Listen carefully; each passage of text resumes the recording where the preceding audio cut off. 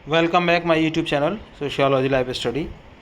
और आज की क्लास में एक बार मैं फिर उपस्थित हूँ और आपके लिए मैं लेके आया हूँ उत्तर प्रदेश पुलिस एसआई भर्ती परीक्षा की कुछ खास जानकारी।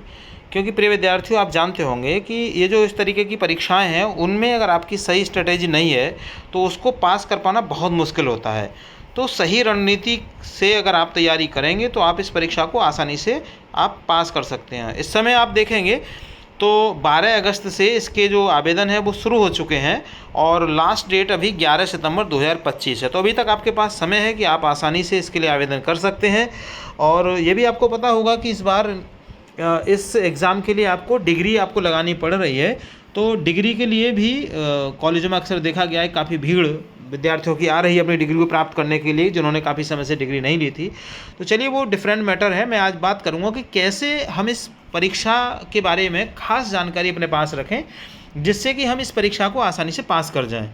तो इस भर्ती के लिए इस बार सरकार ने 4,543 पदों के लिए आवेदन मांगे हैं। यानी कुल मिलाकर के जो पद हैं वो हैं 4,543।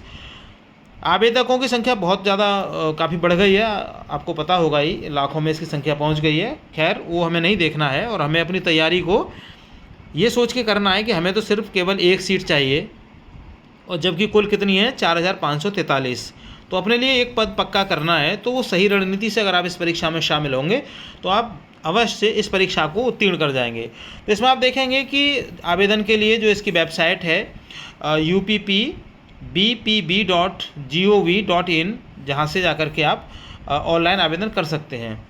जो पात्रता की अगर हम बात करें तो इसमें जो शैक्षणिक योग्यता है वो ग्रेजुएट है। आप किसी भी स्ट्रीम में ग्रेजुएट होने चाहिए। जैसे आपने बीए किया हो, बीएससी किया हो, बीकॉम किया हो, बीबीए किया हो, बीसीए किया हो, तो कोई भी स्नातक डिग्री आपके पास होना अनिवार्य है।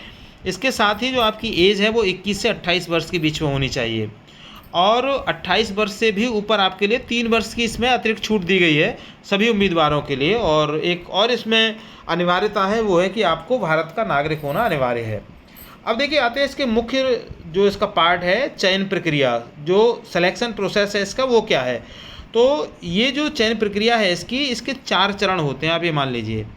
सबसे पहला है इसमें कि आपकी एक लिखित परीक्षा होगी, वो ऑनलाइन नहीं होगी, वो ऑफलाइन होगी। यहाँ पर ऑनलाइन लिखित परीक्षा लिख दिया है मैंने।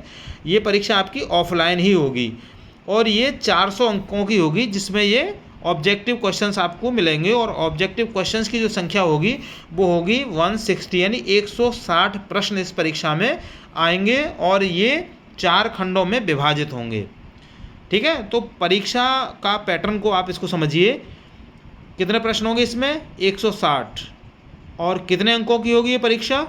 400 की, 400 मार्क्स की ये परीक्षा होगी।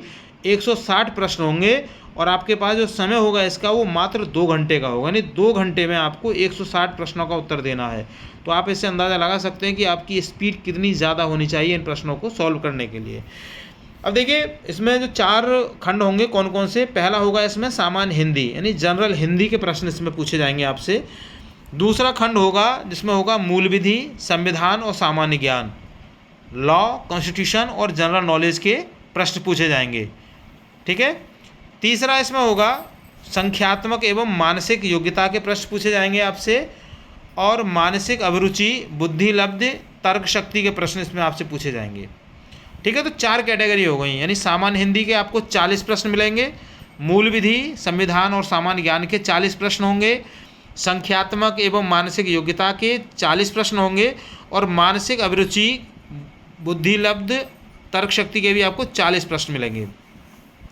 अब देखिए, कई बार होता क्या है कि विद्यार्थी सामान्य हिंदी के 40 में से 40 कर जाता है, मूल विधि के भी 40 में से 40 कर जाता है, लेकिन संख्यात्मक और मानसिक योग्यता के वो मात्र मान लीजिए 10 सवाल कर पाता है, और मानसिक अभिरुचि के भी वो 10 सवाल कर पाता है। तो आपका टोटल तो मुझे लगता है कि 50% बैठ जाएगा, लेकिन आप अगली परीक्षा के लिए आप नहीं बुलाए जाएंगे, यानी कि आप यहीं से डिस्क्वालीफाई हो जाएंगे। तो आपको ध्यान क्या रखना है इस परीक्षा में, वो है कि आपको प्रत्येक विषय में न्यूनतम 35% अंक लाने अनिवार्य हैं। समझ रहे हैं मेरी बात के लिए? प्रत्येक जो इसके 4 खंड हैं, प्रत्येक खंड में आपके 35% जो अंक हैं वो आने अनिवार्य हैं। ऐसा नहीं है कि किसी में आपके 100% मार्क्स आ रहे हैं और किसी में आपका 0 आ रहा है। अगर ऐसी सिचुएशन होती है तो आपको अगले स्टेज के लिए कॉल नहीं किया जाएगा। तो आज की जो क्लास है मैं आपको सिर्फ यह समझाने के लिए आपको बता रहा हूँ कि ये जो 4 खंड हैं, चारों खंडों में आपकी पकड़ पर्याप्त होनी चाहिए। किसी में आपकी बहुत ज़्यादा है तो ऐसा नहीं है, किसी में आपकी ज़ीरो हो। बाकी जो खंड हैं इसके, उनमें भी आपको इतनी पकड़ होनी चाहिए, आप टारगेट करके चलें कि बाकी में आप मान लीजिए 80% सब जो क्वेश्चन हैं उनको सॉल्व करेंगे या 70 को सॉल्व करेंगे, तो बाकी में आप 50% प्रश्न को ज़रूर सॉल्व कर लेंगे, जिससे कि आपके 35% तो कम से कम सही निकल ही जाए। जब टारगेट 50% का आप बनाएंगे तभी आपके 35 आएंगे। अगर आपने टारगेट ही 35% का बना लिया तो आपके मार्क्स 35 नहीं आएंगे। इसलिए टारगेट हमेशा ऊंचा बना करके आप अपना काम करें, ठीक है। तो दूसरा इसकी जो स्टेज होती है उसमें होगा जब पहले आप इसको क्वालिफाई कर जाएंगे, यानी आपके 50% मार्क्स आ जाएंगे टोटल में, चारों में मिला करके, तो आपको अगले स्टेज के लिए बुलाया जाएगा और उसमें होगा दस्तावेज सत्यापन और शारीरिक मानक परीक्षण, जिसमें जो लिखित परीक्षा में जो पास हुए उम्मीदवार, उनके जो डॉक्यूमेंट है उनका वेरिफिकेशन किया जाएगा और जो उसके फिजिकल जो स्टैंडर्ड है उसका टेस्ट लिया जाएगा। जैसे शरीर की लंबाई का नाप करना, उसकी ऊंचाई, उसके सीने का नाप, उसका वज़न, है ना, ये सारी जांच की जाएगी। तीसरे में आएगा शारीरिक दक्षता परीक्षा। इस जो स्टेज होगी इसमें क्या होगा कि उम्मीदवारों की शारीरिक दक्षता का मूल्यांकन किया जाता है। इसमें पुरुष और महिलाओं के लिए निर्धारित समय में दौड़ शामिल है, मतलब वो एक फिजिकली आपकी, है ना, वो एक टेस्ट है जो आपको क्वालिफाई करना पड़ेगा। और चौथा है उसमें वो है मेडिकल एंड कैरेक्टर वेरिफिकेशन, अर्थात इसमें आपको डॉक्टरी जांच की जाएगी और आपके कैरेक्टर का सत्यापन किया जाएगा, अर्थात जहां पर आप रहते हैं वहां से आपसे सर्टिफिकेट मांगे जाएंगे, जैसे पुलिस वेरिफिकेशन है या वहाँ किसी बड़े जो व्यक्ति हैं जैसे विधायक हैं, प्रधान हैं, उनसे आपको कैरेक्टर सर्टिफिकेट इसमें देना होता है। तो परीक्षा पैटर्न को मैं एक बार और समझा दूं। जैसे सामान्य हिंदी के 100 प्रश्न आपको मिलेंगे, ठीक है, 40 प्रश्न होंगे आपको, है ना। मूल विधि, संविधान और सामान्य ज्ञान के भी 100 प्रश्न होंगे, 100 नंबर के होंगे और 40 प्रश्न होंगे। जो मैंने अभी आपको ऊपर बताया था वही यहाँ पर मैंने टेबल बना करके यहाँ पर आपको समझाने का प्रयास किया है कि ये 100 अंक के होंगे। सामान्य हिंदी के 100 अंक, मूल विधि के 100 अंक, संख्यात्मक और मानसिक योग्यता के 100 अंक और मानसिक अभिरुचि और बुद्धि लब्ध तर्क शक्ति के भी 100 अंक, ठीक है। तो कुल मिलाकर के एक प्रश्न कितने अंक का होगा? एक प्रश्न होगा आपका 2.5 अंक का।